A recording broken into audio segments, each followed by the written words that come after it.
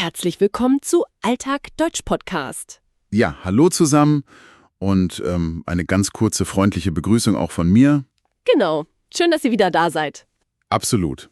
Denn heute ist tatsächlich Tag 150. Wow, Tag 150 schon. Wahnsinn, oder? Tag 150 unserer gemeinsamen Reise. Und unser Thema heute ist wirklich super wichtig. Es lautet Deutsch im Alltag. Deutsch im Alltag. Das ist ja oft ganz anders als im Buch. Ganz genau. Wir lernen heute 15 wichtige Wörter für den Alltag. Also Wörter, die ihr jeden Tag auf der Straße oder beim Einkaufen hört. Richtig. Aber bevor wir anfangen, habe ich noch einen ganz schnellen Tipp für euch. Denkt an das Shadowing. Hört gut zu und achtet auf Aussprache und Rhythmus der Sprache. Oh ja, das ist so eine gute Übung. Sprecht einfach leise nach. Genau. Und noch was Wichtiges. Bleibt bis zum Ende dieser Folge, denn dort hört ihr unsere Mini-Story. Unsere Mini-Story, da kommen alle 15 Wörter nochmal vor. So, aber jetzt fangen wir direkt an. Mit dem ersten Wort. Ja, legen wir los. Also wir sprechen zuerst über die Laute, wie die Sprache überhaupt klingt. Unser erstes Wort ist? Die Aussprache. Die Aussprache, genau. Die englische Übersetzung ist? Pronunciation. Pronunciation. Das ist also die Art und Weise, wie man die Laute formt. Ein Satz dazu wäre: Eine deutliche Aussprache ist viel wichtiger als ein perfekter Akzent. Ja, absolut. Eine deutliche Aussprache ist wichtiger. Weil viele Leute denken ja, Akzent und Aussprache, das ist das Gleiche. Ist es aber überhaupt nicht. Ein Akzent ist völlig okay. Das ist ja wie die Melodie von einem Lied, oder? Ja, schöner Vergleich. Wenn die Melodie stimmt, also die Aussprache klar ist, dann versteht dich jeder. Auch mit Akzent. Okay, das beruhigt bestimmt viele. Aber was ist, wenn die Deutschen selbst die Melodie komplett ändern? Ach, du meinst die Regionen. Ja, genau. In Bayern oder in Hamburg. Da sind wir bei Wort Nummer 2. Der Dialekt. Der Dialekt. Die englische Übersetzung ist Dialect. Also das ist eine ganz spezielle regionale Aussprache und Wortwahl.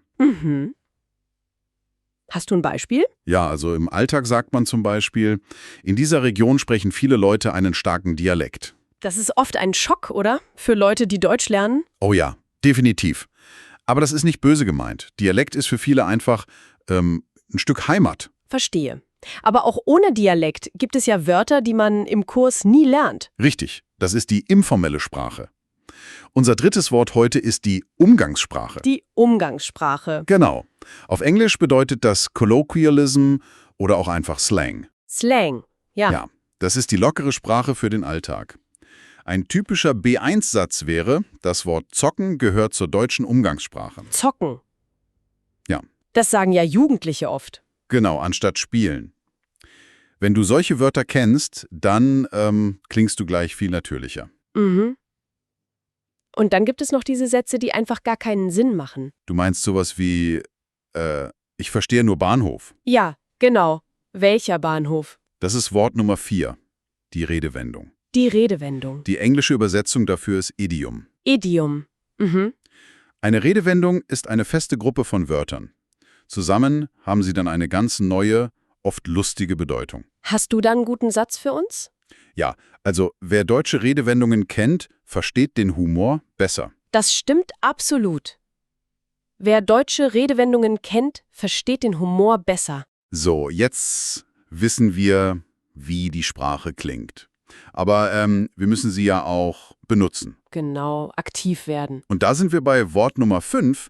Das ist ein Verb. Anwenden. Anwenden. Die englische Übersetzung lautet to apply. To apply. Und das Perfekt. Sehr wichtig. Die Perfektform ist hat angewendet. Man kann auch sagen hat angewandt. Hat angewendet. Genau. Ein typischer Alltagssatz ist, man muss die Grammatikregeln im echten Gespräch anwenden. Ja, das ist das Schwerste, finde ich. Absolut. Auf dem Sofa ein Buch lesen ist einfach. Aber auf der Straße das Wissen anwenden, das kostet Mut. Und oft fehlen einem dann einfach die Worte. Man will etwas Wichtiges sagen, aber man kann nicht. Das bringt uns zu Wort Nummer 6. Ausdrücken. Ausdrücken. Das ist auch ein Verb. Die englische Übersetzung ist to express. To express. Und wie ist die Perfektform? Die Perfektform ist hat ausgedrückt. Hat ausgedrückt? Unser Beispielsatz: Es ist manchmal schwer, seine Meinung klar auszudrücken. Oh ja, man fühlt sich dann manchmal wieder wie ein kleines Kind. Ja, das ist frustrierend. Du bist erwachsen, hast tolle Ideen, aber du kannst sie auf Deutsch nicht ausdrücken. Und dann machen viele ja den Fehler, dass sie in Panik geraten. Mhm. Und dann nehmen sie einfach den Satz aus ihrer Muttersprache. Ja, und wir sind bei Wort Nummer 7. Übersetzen. Übersetzen? Die englische Übersetzung ist to translate To translate? und die Perfektform lautet hat übersetzt. Hat übersetzt, genau. Ein guter Rat für euch: Ich versuche, Sätze nicht mehr im Kopf zu übersetzen. Aber wie soll das gehen? Das ständige Übersetzen ist doch am Anfang normal. Ja, das ist wie Fahrradfahren mit Stützrädern. Ah, Stützräder. Genau. Am Anfang geben sie Sicherheit. Aber später machen sie dich langsam. Wenn du immer im Kopf übersetzt, bist du für das Gespräch zu langsam. Das stimmt. Man muss die Stützräder irgendwann abnehmen. Exakt. Du musst lernen, die Idee direkt auf Deutsch zu sagen. Ohne Perfektionismus. Es geht also darum, die Information einfach zum anderen Menschen zu bringen. Richtig. Und das ist unser Wort Nummer 8. Vermitteln. Vermitteln. Auch ein Verb. Die englische Übersetzung ist to convey. To convey. Die Perfektform ist hat vermittelt. Hat vermittelt. Ein super Beispielsatz ist: Ein guter Lehrer kann auch schwere Themen einfach vermitteln. Ja, vermitteln ist wie eine Brücke bauen. Die Brücke muss nicht schön sein. Sie muss nur funktionieren. Tolles Bild. Ja, danke. Wenn die Information über die Brücke kommt, hast du erfolgreich etwas vermittelt. Wenn euch unser Podcast beim Deutschlernen hilft, dann abonniert gern unseren Kanal und gebt uns einen Daumen nach oben. Genau, das hilft uns sehr, danke euch. So, aber was passiert jetzt, wenn diese Brücke mal kaputt geht? Das passiert ja leider oft. Ja, das ist normal. Und das ist Wort Nummer 9, das Missverständnis. Das Missverständnis. Die englische Übersetzung ist Misunderstanding. Misunderstanding. Also eine Situation, in der man eine Information falsch verstanden hat. Zum Beispiel: Durch klares Sprechen lassen sich viele Missverständnisse vermeiden. Missverständnisse. Denk mal an die Uhrzeiten in Deutschland. Oh Gott, ja, 7:30. genau. Wenn du auf Englisch 7:30 sagst, ist das 8:30 Uhr. Aber auf Deutsch ist 7:30 genau 7:30 Uhr. Ja. Das ist ein garantiertes Missverständnis. Und was macht man, wenn man das Gefühl hat, da stimmt was nicht? Man muss eine Frage stellen. Richtig. Das ist Wort Nummer 10. Nachfragen. Nachfragen. Die englische Übersetzung ist to ask again. To ask again. Das Verb im Perfekt ist hat nachgefragt. Hat nachgefragt. Ein Satz für den Alltag: Trau dich ruhig nachzufragen, wenn du etwas nicht verstanden hast. Aber viele schämen sich doch nachzufragen. Ja, leider. Aber Nachfragen ist kein Zeichen von Schwäche. Echt nicht? Nein, überhaupt nicht. Es zeigt großes Interesse.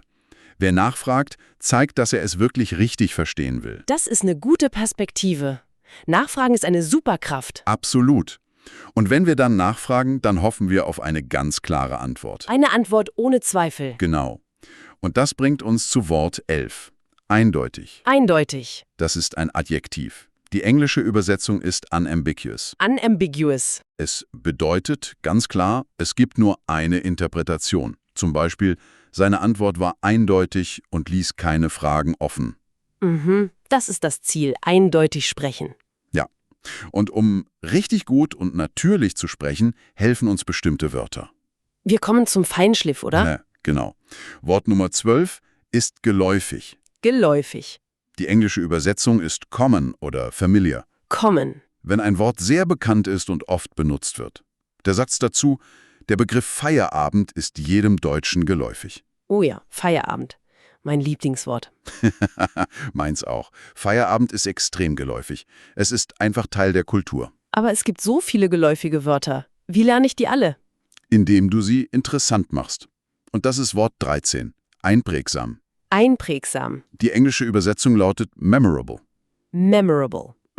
Das heißt, etwas ist so klar oder lustig, dass man es sich leicht merken kann. Hast du ein Beispiel? Ja, dieser Merkspruch für die Artikel ist wirklich sehr einprägsam. Also wenn ich mir zu einem Wort ein verrücktes Bild vorstelle. Genau. Bilder sind für das Gehirn sehr einprägsam. Viel besser als einfach nur langweilige Listen. Das stimmt. Und wenn wir diese Wörter dann benutzen, dann klingen wir auch ganz anders. Richtig. Wir klingen dann wie unser 14. Wort, ausdrucksstark. Ausdrucksstark. Auf Englisch bedeutet das expressive. Expressive. Das sagt man, wenn jemand Gefühle sehr kraftvoll zeigen kann. Ein Satz dazu: Sie schreibt sehr ausdrucksstarke Texte auf Deutsch. Jemand, der ausdrucksstark spricht, ist also nicht monoton wie ein Roboter. Genau. Und wer ausdrucksstark ist, der erreicht auch Wort Nummer 15. Das letzte Wort für heute? Ja. Und das ist authentisch. Sich authentisch zu beherrschen, muss man auch die umgangssprachlichen Nuancen kennen. Authentisch sein heißt also, ich selbst zu sein, auch auf Deutsch? Ja, genau. Ohne Maske. Wunderbar, das waren unsere 15 Wörter. Und jetzt haben wir ja noch eine kleine Überraschung. Richtig. Wie versprochen, hier ist unsere Mini-Story. Genau, hört gut zu. In dieser kurzen Geschichte kommen alle 15 Wörter vor. Alle 15 Wörter? Ja. Stellt euch folgende Situation vor. Pedro lernt seit ein paar Monaten Deutsch und ist gerade in eine neue Stadt gezogen. Eines Morgens geht er in eine kleine Bäckerei, um sein Deutsch aktiv im Alltag zu anwenden. Sehr gut, anwenden. Er begrüßt den Verkäufer, aber der Bäcker antwortet mit einem sehr starken Dialekt. Oh je, ein Dialekt. Das ist schwer. Ja, und nicht nur das, seine Aussprache ist auch noch sehr schnell und unklar. Das ist der Moment, wo man Panik bekommt. Genau. Dann lächelt der Bäcker, gibt ihm das Brot und benutzt plötzlich Umgangssprache. Umgangssprache auch noch? Ja, und dazu noch eine typische Redewendung. Der Bäcker sagt fröhlich: Na, das geht heute weg wie warme Semmeln. Oh nein. Weg wie warme Semmeln. Pedro versteht überhaupt nichts. Es kommt direkt zu einem großen Missverständnis. Pedro denkt, er hat vielleicht warme Semmeln anstatt Brot bekommen. Er ist verwirrt. Aber Pedro ist mutig. Er will das Problem lösen, also beschließt er nachzufragen. Er hat freundlich nachgefragt, was das bedeutet. Sehr gut. Nachfragen ist wichtig. Der Bäcker merkt sofort, dass Pedro die Sprache noch lernt und möchte ihm die Bedeutung gerne vermitteln. Aha, vermitteln? Also spricht der Bäcker jetzt sehr eindeutig. Er versucht, den Satz ganz einfach auszudrücken.